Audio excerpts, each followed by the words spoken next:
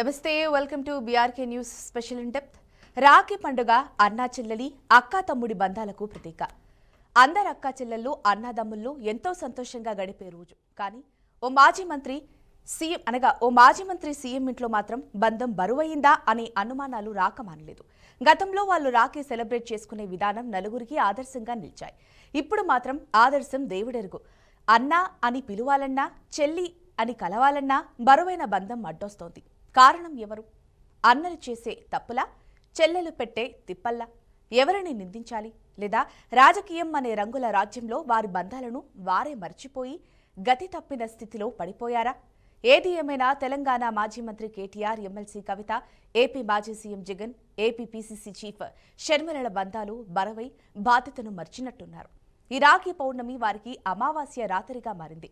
చెల్లెళ్ళు అన్నలకు రాఖీ కట్టలేదు, అన్నలు వారికి విషెస్ చెప్పలేదు. నిజంగా అనిపిస్తోంది ఇలాంటి సంఘటనలు చూసినప్పుడు బంధాలు బరువయ్యాయా అని.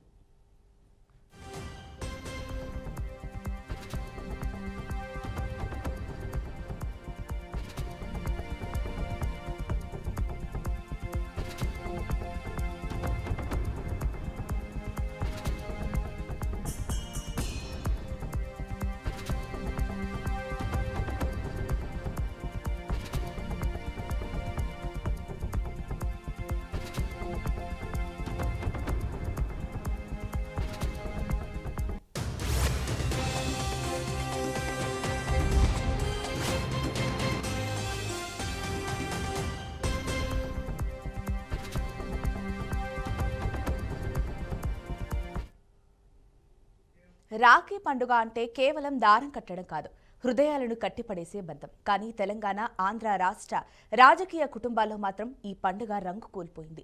గతంలో ఒకే ఫ్రేమ్లో నవ్వులు పూయించిన అన్నా చెల్లెళ్ళు ఇప్పుడు మాత్రం రాజకీయ రేఖలకి ఆవల మౌన గోడల మధ్య కనిపిస్తున్నారు. కేటీఆర్, కవిత, జగన్, షర్మిల. ఒకప్పుడు రాఖీ రోజున ప్రజల ముందే మమకారాన్ని చాటిన వారు ఈసారి మాత్రం ఆ దృశ్యం కనిపించడం లేదు. రాజకీయ తేడాలు బంధాలను బరువెక్కించాయా, లేకపోతే ఇక్కడ బంధం కన్నా పార్టీ విధానమే పెద్దదైపోయిందా అన్న ప్రశ్నలు గాల్లో తేలుతున్నాయి. పండగ రోజు అన్నా చెల్లెళ్ళు దూరం అంటే అది కేవలం కుటుంబ కథ కాదు, ఇది ప్రజల హృదయాలపై పడి నీడ. సోషల్ మీడియాలో రాఖీ విషెస్ ఎక్స్చేంజ్ కానీ ఈ నేతలు ప్రజల మధ్య మిశ్రమ స్పందనకు కారణమయ్యారు. కొంతమంది పర్సనల్ లైఫ్లోకి వెళ్లొద్దు అంటుంటే, మరికొందరు సంబంధాలు కాపాడుకోవడమే నిజమైన నేతల లక్షణం అంటున్నారు.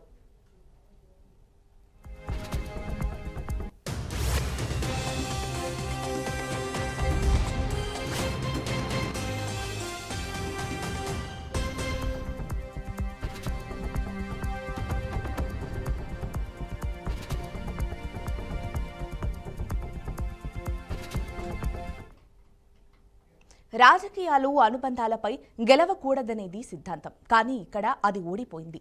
ఒకప్పుడు రాఖీ వేడుకలకు చిహ్నాలుగా నిలిచిన ఈ నేతలు ఇప్పుడు మాత్రం రాఖీ పౌర్ణమి కాకుండా రాఖీ అమావాస్యను గుర్తు చేసుకున్నారు. రాజకీయ రంగులు బంధాల మీద పడి వాటిని మసకబార్చినప్పుడు పండగ వెలుగులు కూడా నిస్సారమైపోతాయి. ఇద్దరి మధ్య మాటలు లేకపోవడం, కలిసే అవకాశాలు దూరం అవ్వడం, ఇవన్నీ బంధం కంటే రాజకీయమే ప్రాధాన్యం సాధించుకున్నట్టుగా అనిపిస్తోంది. అన్నా చెల్లెళ్ల మధ్య రాఖీ కట్టి మమకారం పంచుకోవడం ఒక పరంపర. కానీ ఆ పరంపర ఈసారి ఆగిపోవడం కుటుంబం కన్నా కుర్చీ పెద్దదైపోయిందా అనే సందేహాలను రేకెత్తిస్తోంది. పండుగలు కలపడానికి, రాజకీయాలు విభజించడానికి అని ప్రజలు నమ్ముతారు. కానీ ఇక్కడ మాత్రం రాజకీయాలు పండగలకే గీతలు గీశాయి. రాఖీ పండగ ఒక్కరోజే, కానీ ఆ రోజు మిగిల్చే జ్ఞాపకాలు జీవితాంతం నిలుస్తాయి. ఈసారి ఆ జ్ఞాపకాల స్థానంలో మౌనం, దూరం, అనుమానాలే నిలిచిపోవడం ప్రజలకే కాకుండా బంధాలకు చెడు రుచిని మిగిల్చింది.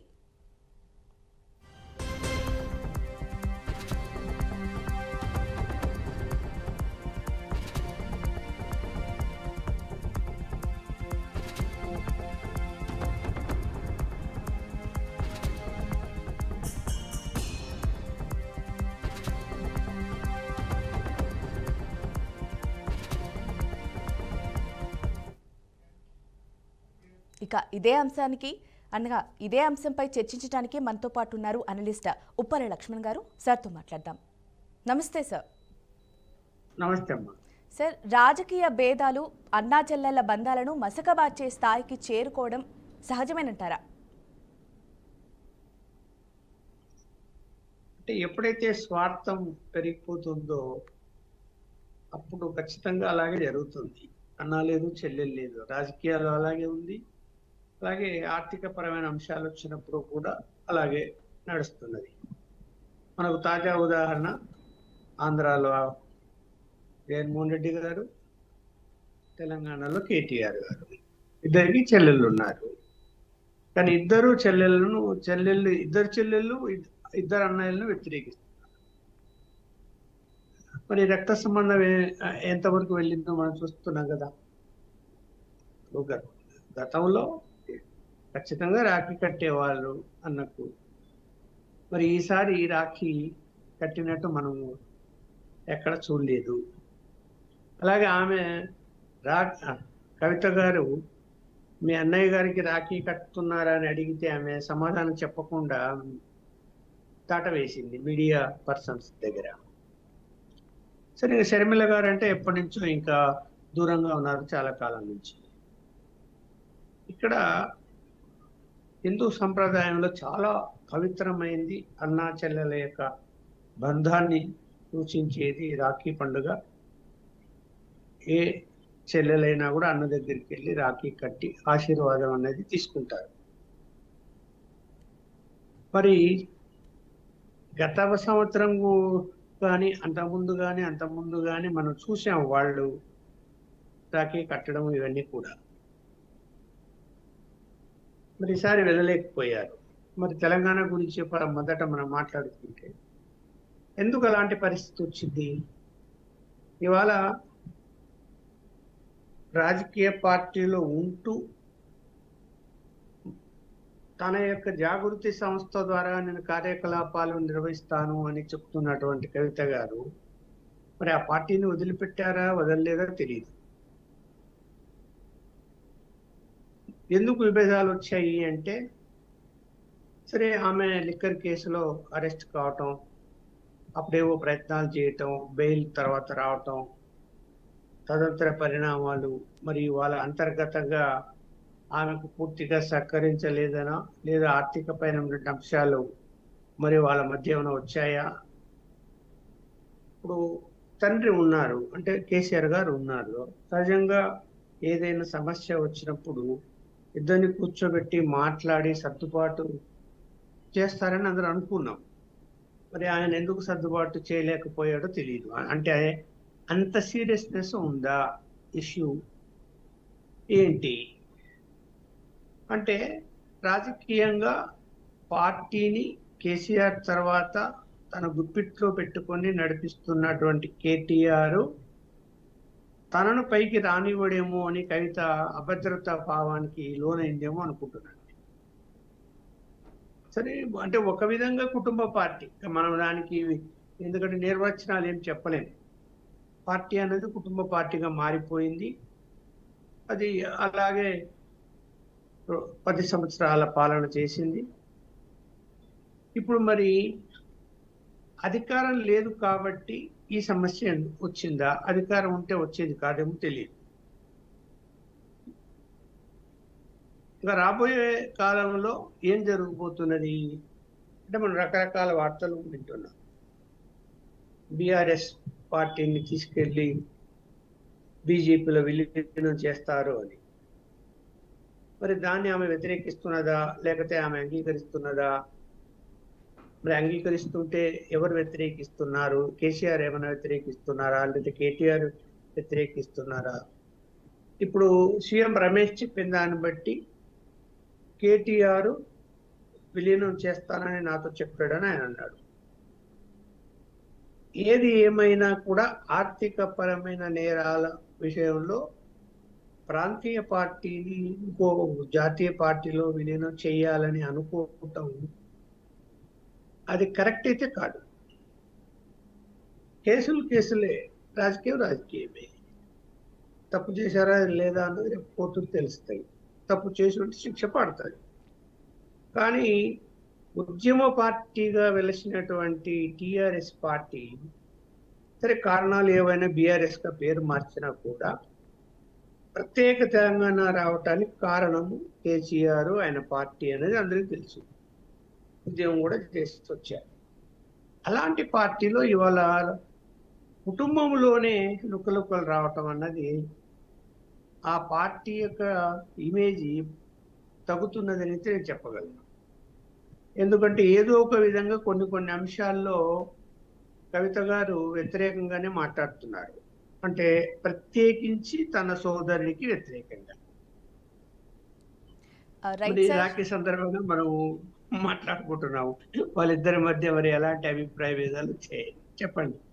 రైట్ సార్, మీరు అన్నట్టుగా పండగ రోజు కూడా రాజకీయ విభేదాలను పక్కన పెట్టలేకపోయారు. ఎందుకంటే ఇన్ జనరల్గా ఎవరైనా ఒక హోదాలో ఉన్నప్పుడు పర్సనల్ లైఫ్ని ప్రొఫెషనల్ లైఫ్ని వేరుగానే చూస్తారు. పైగా ఒక హోదాలో ఉన్నప్పుడు ఆ డిఫరెన్స్ కనుక కనిపిస్తే ప్రజలకు ఒక ఛాన్స్ ఇచ్చినట్టు అవుతుంది మనం ప్రశ్నించడానికి. సో ఇది తెలిసి కూడా ఈ విధంగా ఎందుకు ప్రవర్తించి ఉండొచ్చు? అది అంత సీరియస్ ఏదో అంత ఉంది అక్కడ. అంటే వాళ్ళిద్దరూ కలుసుకోలేని పరిస్థితి అక్కడేదో ఉత్పన్నమై ఉంది. అది ఆర్థిక పరమైన అంశమా, రాజకీయపరమైన అంశమా అనేది చూడాలి. నేనైతే అనుకుంటున్నాను రాజకీయపరమైన అంశం ఇప్పుడు అధికారంలో లేరు కాబట్టి ఒకవేళ తాజాగా ఏం పెద్ద పరిణామాలు మనకు కనిపిస్తున్నాయంటే ఇదొక్కటే కనిపిస్తున్నది. అది నిజమో కాదో తెలియదు కానీ బీజేపీలో బీఆర్ఎస్ ను విలీనం చేస్తారా అని. ఈ విషయంలో ఏమన్నా ఇద్దరి మధ్య అభిప్రాయ భేదాలు వచ్చాయా తెలీదు. ఇవి కాదు అని అనుకున్నప్పుడు ఇంకా రెండో అంశం వేరే ఏముండదమ్మా, ఆర్థిక పరమైన అంశాలే ఉంటాయి. ఆస్తులకు సంబంధించినటువంటి అంశాల్లోనే ఏదైనా తేడా వచ్చి ఉంటుంది. ఎందుకంటే కేసీఆర్ గారు పెద్ద ఆయన అయ్యారు, వయసు మళ్ళింది కాబట్టి మరి ఆస్తుల విషయంలో ఏంటి అన్న దాని మీద కూడా వచ్చే అవకాశాలు ఉంటాయి. ఇప్పుడు మనం రాజశేఖర రెడ్డి గారిని చూసాం, ఆయన చనిపోయాడు. చనిపోక ముందు ఏం తగాదాలు లేవు. చనిపోయిన తర్వాత కొంతకాలం బాగానే ఉన్నప్పటికీ కూడా ఇద్దరు అంటే జగన్మోహన్ రెడ్డి గారు, షర్మిల గారు, ఈయన అధికారంలోకి వచ్చిన తర్వాత జగన్మోహన్ రెడ్డి అభిప్రాయ భేదాలు స్టార్ట్ అయ్యాయి.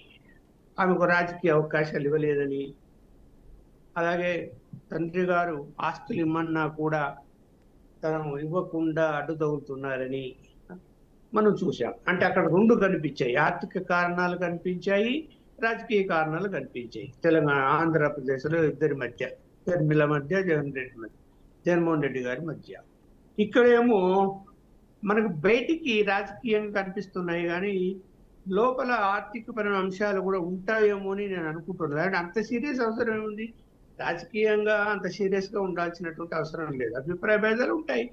ఇప్పుడు పార్టీ నడిపేటప్పుడు కేటీఆర్ గారికి కొన్ని అభిప్రాయాలు ఉంటాయి, కవిత గారికి కొన్ని అభిప్రాయాలు ఉంటాయి. ఇద్దరు అభిప్రాయాలు కలవకపోవచ్చు. అంత మాత్రాన రక్త సంబంధం ఎక్కడికి పోతుంది? పోకూడదు కదా.